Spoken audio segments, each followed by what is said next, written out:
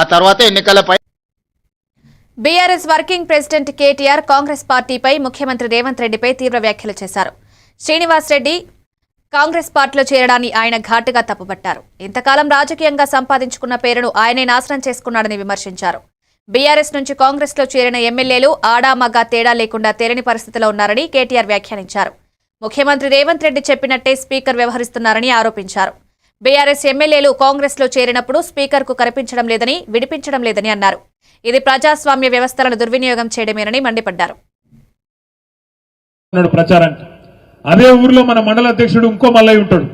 ఆ మల్లయ్య గారిని దాడి చేయడానికి కాంగ్రెస్ ముష్కరులు, కాంగ్రెస్ గుండాలు 50 మంది వచ్చి రాత్రిపూట 10-10:30కు అందరు సలిపూట వెళ్ళిపోతే 50 మంది కావాలని మాటేసి పోయి దాడి చేస్తే అందులో మరి దురదృష్టవశాత్తు మల్లయ్య యాదవ్ గారి మీద వారు దాడి చేస్తే రాళ్లతోని కొట్టి కిరాతకంగా అక్కడే లింగంపల్లిలో దాడి చేసి చంపేసినారు.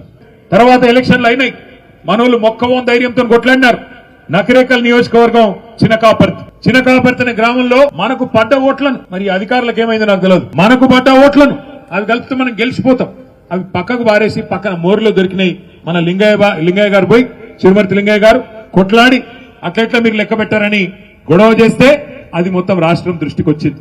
అట్లాగే ఇక్కడ రాఘవాపురం గాని వాసాల మరి గాని మీ యాదాద్రి భువనగిరి జిల్లాలో గెలిచిన వాళ్ళని కావాలని ఇవాళ దగ్గర రాష్ట్రం మొత్తం నిన్న కూర్చొని లెక్క తీసినాం.